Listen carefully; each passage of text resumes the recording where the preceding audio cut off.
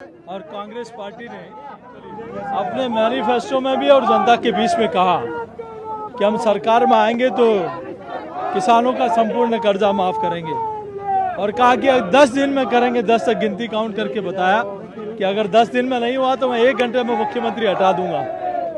1 घंटे में मुख्यमंत्री तो नहीं हटे, लेकिन राजस्थान के किसानों का सपना तोड़ना, उनका भविष्य खराब करना, उनको कर्ज में डालने का काम राजस्थान की सरकार ने किया। आज हजारों किसानों का कर्ज के कारण उनकी जमीन नीलामी की कगार पे है।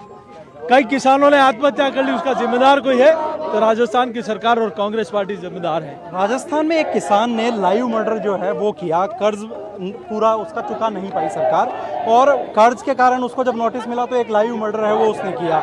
इसको लेकर के क्या कहना चाहेंगे? सरकार ने एक बड़ा वादा किया, वादा खिलाफी भी कर दी। देखिए, अगर आप कुछ कर नहीं सकते हो तो किसी की भावनाओं के साथ खेलना, उनके साथ खिलवाड़ करना, उनके साथ वादा खिलाफी करने का अधिकार आपको नहीं है। और जब अगर इनकी क्षमता नहीं थी तो आखिर उन्होंने ऐसी घोषणा क्यों की?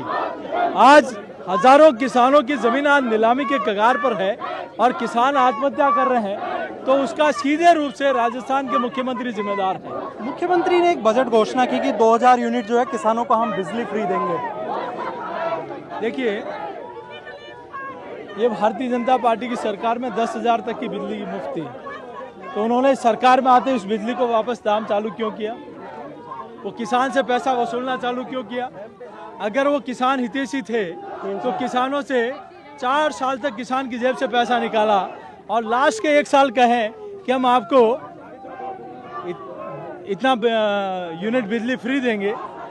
ऐसा जनता सब समझती, अनाज खाती है। मुख्यमंत्री जी, आपको 5 साल के लिए चुना था, 5 महीने के लिए नहीं चुना। और मुझे लगता है कि आज ये कॉन्टेस्ट जैसे कोई प्राइवेट कंपनी अपने प्रोडक्ट को बेचती है, वैसा कोई कॉन्टेस्ट प्रतियोगिता शुरू की है। ये प्रतियोगिता शुरू करनी चाहिए उन किसानों को।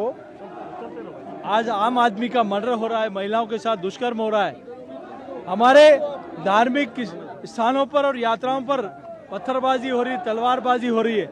ये कॉन्टेस्ट उस पर होना चाहिए कि उस अपराधी को पकड़ाओ और 1 लाख रुपए पाओ, उस अपराधी को पाओ और 2 लाख रुपए पाओ। आप क्या मजाक बना रहे हैं? किस प्रकार की प्रतियोगिता करा रहे हैं आप लोग? मुझे समझ में नहीं आता। आज एक बड़ा मामला हुआ है भरतपुर में, गैंगवार की घटना जो है वो भरतपुर में अभी कुछ देर पहले ही अजमेर में वो उनको ले जाते समय पुलिस, उनको एक की तो हत्या हो गई, दूसरे बहुत गंभीर हैं। मुझे लगता है लॉ एंड ऑर्डर नाम की कोई चीज नहीं रही। आज ऐसे ही सीकर में एक बच्ची की गोद में पिता ने दम तोड़ दिया। आज कहीं कोई सुरक्षित नहीं है। आम जन में भय व्याप्त है। जहां अपराधियों में भय होना चाहिए वो आम जन में भय व्याप्त हो रहा है। मुझे लगता है इस सरकार को राजस्थान की जनता का विश्वास खो चुकी है। जोशी साहब, आप झुंझुनू आए हैं। झुंझुनू के लिए बड़ी बात यह है कि यहीं के एक जो मंत्री हैं कांग्रेस के, उन्होंने सीता माता को लेकर के और एक टिप्पणी है वो की। किस तरह से इस चीज को आप देखते हैं? आज आप झुंझुनू में आए हैं, यहीं झुंझुनू के उदयपुर वाटी के मंत्री हैं। देखिए, मुझे लगता है कि ये वही लोग हैं जिन्होंने कहा कि राम कभी पैदा नहीं हुए, राम काल्पनिक है। उन्होंने सुप्रीम कोर्ट में हलफनामा दिया। ये वही लोग हैं जो राम मंदिर बनने के पक्ष में नहीं थे। ये वही लोग हैं जो नारी का सम्मान नहीं कर सकते। ये वही लोग हैं जब दुष्कर्म की घटनाओं का नाम आता है तो कहते हैं 65% घटनाएं फर्जी हैं। ये वही लोग हैं जो नारी के दुष्कर्म पे कहते हैं कि राजस्थान मर्दों का प्रदेश है।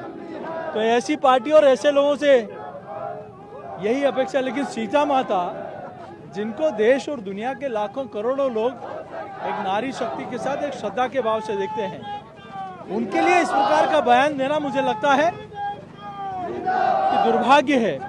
मुझे लगता है मुख्यमंत्री जी को इस पर अपना स्पष्टीकरण देना चाहिए। हमारे साथ जिलाध्यक्ष भी हैं भारतीय जनता पार्टी झुंझुनू के।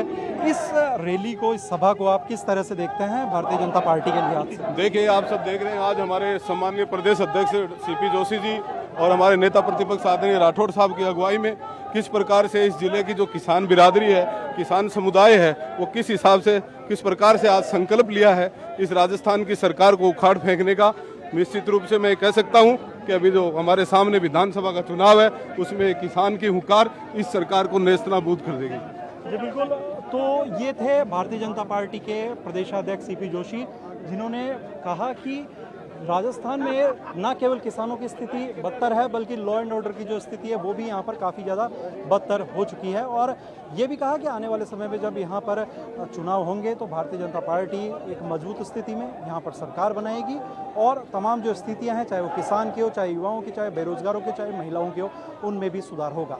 कैमरा पर्सन जमाल खान के साथ अरविंद पाला और सच वेदड़क, झुंझुनू।